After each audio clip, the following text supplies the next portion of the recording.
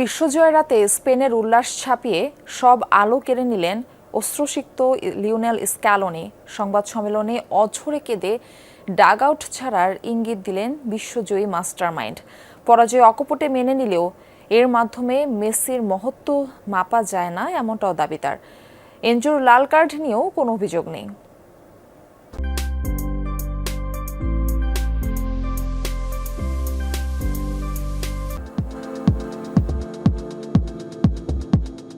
অতিরিক্ত সময়ের নাটকীয়তা, মাঠের তীব্র উত্তেজনা আর শেষ বাঁশির সাথে সাথেই কাটল ১৬ বছরের আক্ষেপ। ১-০ গোলের হারে ভাঙল আর্জেন্টিনার শিরোপা ধরে রাখার স্বপ্ন। ফেরান তোরেসের এক নিখুঁত ফিনিশিংয়ে বিশ্বজয়ের নতুন অধ্যায় লিখল স্পেন।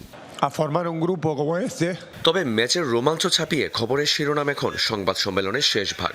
আর্জেন্টিনাকে একের পর এক সোনালি ট্রফি এনে দেওয়া মাস্টারমাইন্ড লিওনেল স্ক্যালোনি হঠাৎই কেঁদে ফেললেন অঝরে। ইঙ্গিত দিলেন নীল সাদা ডাগআউট ছেড়ে দেয়ার। নিজের ভবিষ্যৎ নিয়ে এখন আমার একটু ভাবা দরকার। জাতীয় দলের এই দায়িত্ব সামলানো সবার জন্য এক স্বপ্নের মতো। আমরা শেষ মুহূর্ত পর্যন্ত আমাদের সবটুকু দেওয়ার চেষ্টা করছি। তবে এই অবস্থান ধরে রেখে সামনে এগিয়ে যেতে অনেক কিছুর প্রয়োজন।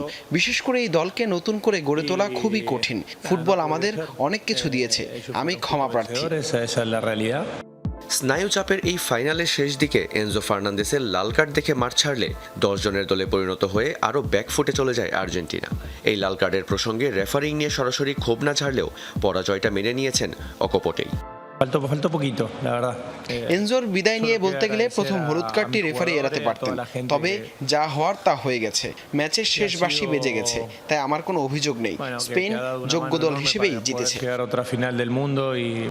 ৩৯ বছর বয়সে এসে ৩টি বিশ্বকাপ ফাইনাল খেলা অধিনায়ক লিওনেল মেসির পাশেই দাঁড়িয়েছেন এই আর্জেন্টাইন প্রফেশনাল। দৃঢ় কণ্ঠে জানিয়ে দিলেন, জয় পরাজয় দিয়ে মাপা যায় না মেসির মাহাত্ম্য। মেসি সর্বকালের সেরা ফুটবলার। এই হারের পর তা বিন্দুমাত্র বদলাবে না। আমার দৃষ্টিতে কোনো কিছুই সেই সত্যকে বদলাতে পারবে না। এই বিশ্বকাপে সে যা করে দেখিয়েছে তা অবিশ্বাস্য হওয়া সত্ত্বেও সে আগে যা অর্জন করে রেখেছে তাতে বিন্দুমাত্র কোনো পার্থক্য আসতো না।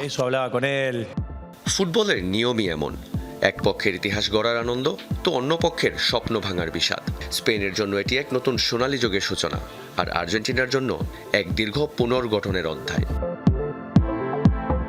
রিয়ান রাফতি, যমুনা স্পোর্টস।